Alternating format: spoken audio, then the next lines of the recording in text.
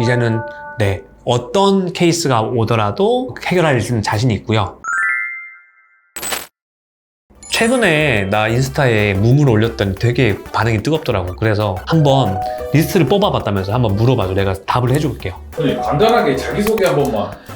자기소개하면 또 이렇게 포멀하게 해야죠. 안녕하십니까. 로구 성형외과 원장 윤수광입니다. 네, 윤수광입니다. 성형외과 전문이고요. 지금 성형외과 의사 된 지는 14년 차 됐습니다. 네. 다양한 직업 중 의사를 택하신 이유가 있나요? 그중 또 성형외과 의사를 하게 된 계기가?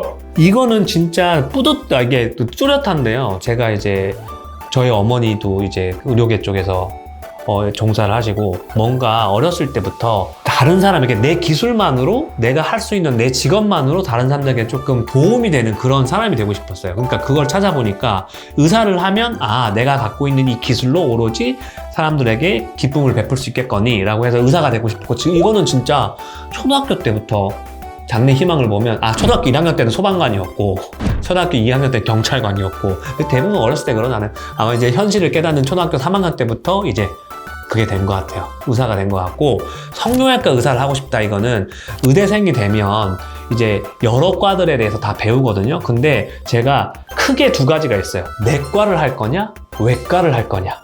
그러니까 약으로 치료를 할 거냐 수술로 치료를 할 거냐. 근데 제가 성향상 외과가 더 맞더라고요. 뭔가 내가 직접적으로 이게 드라마틱한 변화를 바로 눈에 보이는 게 더 좋은 것 같았어요. 그래서 외과를 갔더니 외과 중에서 여러 가지 외과가 있죠. 일반 외과도 있고 정형외과 있고 신경외과 있고 뭐 산부인과도 있고 성형외과도 있고 이렇게 쭉 있는데 정형외과도 있고 있는데, 그때 이제 생각한 게 내가 혼자 여러 명이랑 같이 하는 건 조금 어렵겠구나. 제가 혼자 하면서 수술을 할 수 있는 과를 생각을 해보니까 성형외과밖에 없는 거예요. 그리고 또 성형외과가 대학병원에서는 얼굴만 하는 게 아니라 머리끝에서부터 발끝까지 모든 걸 다 봐요, 성형외과가. 그래서 뭔가 해결사 같은 그런 이미지가 있었어요. 끝판왕. 딱 수술했어. 두경부암을 떼거나 아니면 팔다리가 잘리거나 했을 때 마지막에 와서 이거 내가 다 제대로 살게 해줄게 하고 해결하는 해결사적인 그런 이미지가 있기 때문에 성형외과를 택했습니다. 학창 시절 이야기도 좀 들려주세요. 정말 학생 때 공부만 하셨나요? 무조건입니다. 성형외과만 그런 게 아니라 의대생들은 진짜 6년 동안 공부한 책 높이가 키보다 커요. 진짜 2m 넘어요. 그래서 마지막 본과 3학년, 4학년, 그러니까 5학년, 6학년 때는 1년 내내 시험 봐요. 그러니까 다른 걸 할 수가 없어요. 그래서 아마 CC가 많은 것 같긴 한데, 연애가 할 시간도 없고, 진짜 술 먹는 시간도 없고, 그리고 이런 취미 활동할 시간도 없고, 정말 공부하고 시험 보고, 공부하고 시험 보고, 이거를 진짜 2년 내내 합니다. 그래서 진짜 공부만 했습니다, 저는. 네. 평소 성격은 어떠신가요? 이거 그때 MBTI 해봤잖아요. 제가 예전에는 ESTJ 나온 것 같거든요. E였어. 진짜 E여서 되게 활달하고, 나 그거 했어요. 반장도 진짜 초등학교 때 반장했고, 초등학교 때 학생회장도 하고 그랬었거든요. 개업을 하고 나서부터 제가 ISTJ가 된 것 같아요. 조금 더 내향적으로 되고 뭔가 조금 더 조심하게 되고, 왜 그럴까 생각을 해봤더니 이게 정말 사업하시는 분들은 이게 어쩔 수 없이 병원도 사업이잖아요. 사업하시는 분들이 이게 너무 이 성향이 강하면 사기를 잘 당하는 것 같아요. 저도 몇 번 사기 당할 뻔했거든요. 썰인데 사기 당할 뻔했거든요. 그래서 좀 조심해지는 것 같아요. 그래서 조금 더 ISTJ예요. 저는 ISTJ. 뭐냐면 좀 T 좀 이성적이고, J 계획적이고, I 좀 내향적이고, S가 뭐지? 감각적인 그런 ISTJ입니다. 네. 로그라는 이름은 어떻게 만들어진 건가요? 개업이 예정이신 성형외과 원장님들 잘 들어보세요. 제가 몇 가지 조건이 있었어요. 이거는 제 나름대로 분석을 해서 제가 이거 이름이거든요. 제가 생각해내고 제가 상표권 다 내놓은 이름인데, 첫 번째, 세 글자를 넘어가지 말자. 이게 세 글자를 넘어가면 뇌리에서 생기지가 않아요.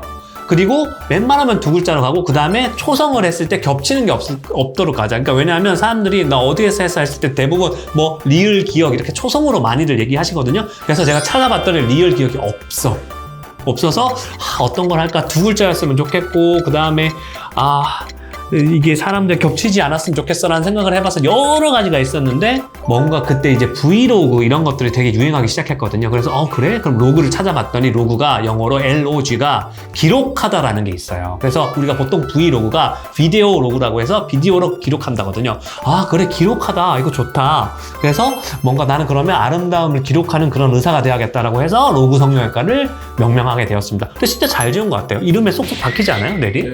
좋은 것 같아요. 내 병원을 내야겠다고 생각하신 계기가 있을까요? 네, 이건 정말 있는데, 제가 이제, 성형외과 의사로서 개업한 지 이제 3년 차가 되죠. 그 전에는 이제 보통 이제 봉직의라고 하죠. 그래서 페이 닥터라는 생활을 했는데, 봉직의를 하다 보니까 조금 아쉬웠던 진료에서 아쉬웠던 게 생기더라고요. 저는 상담도 길게 하고 싶고, 그 다음에 정확하게 이제 CT도 분석하고 싶고, 그리고 수술도 조절을 하면서 무리하게 하기가 싫었고, 그리고 이런 경과도 조금 오래 보고 싶었어요. 그리고 내가 원하는 장비들, CT도 전 되게 좋은 거 진짜 자세하게 나오는 거 사거든요. 그런 거를 구비를 하고 싶었어요. 근데 이게 아무래도 봉직병원에서는 요구를 해야 되잖아요. 대표원장한테. 내 상사한테 요구를 해야 되잖아요. 저 이렇게 하고 싶어요 하면 이게 눈치가 보이게 되더라고요. 그래서 저는 개업을 해서 저만의 방법, 그 다음에 저만의 이런 상담 스케줄로 병원을 운영하고 싶었습니다. 그래서 개업을 했고 지금 너무 만족하고 있습니다. 그럼 원장님이 가장 자신 있는 수술은 어떤 수술인가요? 저는 일단은 얼굴에 관한 거, 눈, 코, 안면거상, 지방이식 이거는 정말 이제는 네 어떤 케이스가 오더라도 해결할 수 있는 자신이 있고요. 그 중에서 제일 자신 있는 거 당연히 눈, 코인 것 같아요. 그리고 눈은 제가 눈매 교정은 정말 기가 막히게 합니다. 이렇게 짝짝이로 오신 분들 정 딱 맞춰드리니까 눈에서 만약에 내가 뭐 쌍꺼풀 라인도 중요하지만 눈 뜨는 게 검은 동자가 너무 짝짝이로 보인다 이런 분들은 오세요. 제가 코로 유명하지만 눈도 잘해요 제가. 그럼 원장님 가장 기억에 남는 환자가 있을까요? 있죠. 이런 분도 있었어요. 이거 제가 정말 기억에 남는데 어린 친구가 한 17살 됐었나? 그 고등학교 이제 막 들어간 친구가 상담을 와서 수술을 했어요. 근데 너무 이쁘게 잘 된 거죠. 그래서 그 뒤부터 쭈르륵 오는 거예요. 언니 오고 그 다음에 어머니 오시고 아버지 오시고 그 다음에 할머니 하강문까지 하시고 이 가족이 이 모든 3대가 저한테 수술 받은 그 가족들이 있거든요. 왜 제가 기억에 남냐면 보통은 반대예요. 왜냐면 어머님들이 먼저 수술을 하시고 이 원장님 잘하는 것 같아 너 해 하는데 이 친구가 되게 자기 그 소신이 있더라고요. 그래서 어린 친구를 하고 났더니 누나 언니 오고 어머니 아버지 오시고 할머니까지 수술해드린 이 대가족을 다 제가 그럴까 새아빠가 된 이 느낌이 제일 기억에 남는 것 같아요. 그분들이. 네. 그럼 지금까지 의사생활 중 가장 힘들었던 적은 언제였을까요? 이거는 딱 정말 나오는데 이건 어떤 의사 선생님들도 공감할 거예요. 1년차 때. 레지던트 1년차 때. 그러니까 6년 공부를 다 했어. 그 다음에 인턴 했어. 그 다음에 성형외과를 딱 정하고 성형외과 1년차 들어왔을 때 그때는 정말 힘들었어요. 그래서 교수님이랑 수술 어시스트 쓰면서 교수님한테 막 졸면서 머리 박고 막 이랬었어요. 교수님한테 죄송합니다 이러고. 왜냐하면 잠을 1년 동안 하루에 2시간, 3시간도 못 자요. 그렇게 해서 1년을 버틴다고 생각해 보세요. 그러니까 어떻게 되냐면 제가 입국을 딱 들어갔을 때 1년차가 된 게 3월이었거든요. 3월에 들어가서 머리 깎으러 나온 게 7월이었어요. 거의 4개월 만에 처음 너무 막 머리가 이렇게 기니까 깎고 오라고 해가지고 그때 처음 바깥 공기를 마셨습니다. 와, 그때가 진짜 제일 힘들었어요. 인생에서 지금 최고로 힘들었어요. 지금 하라고 하면 못할 것 같아. 그때는 어리고 몰랐으니까 했지 지금 다시 돌아가서 1년차 하세요 하면 정말 절대로 못할 것 같아요. 진짜 그때가 제일 힘들었어요. 보통 쉬는 날은 뭐 하시나요? 유튜브도 많이 보시나요? 쉬는 날 유튜브 많이 보고요. 쉬는 날 요즘은 제가 뭐 아시는 분 아시겠지만 자녀가 둘이나 있다 보니 육아를 중점적으로 하고 있고 대부분은 이제 운동하고 아침에 일어나면 운동하고요.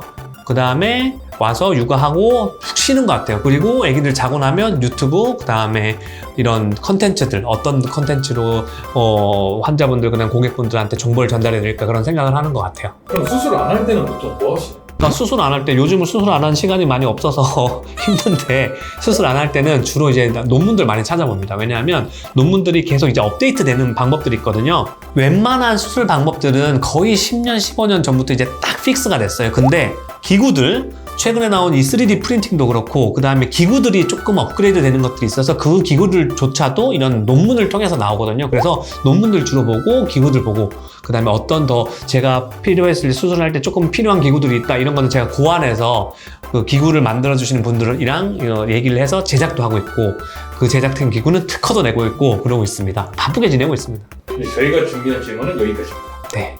네. 다음에도 또 만약에 궁금한 게 있으시면 제가 또 인스타나 이런 데 무물로 올릴 테니까 또 물어봐 주세요. 대답해 드릴게요.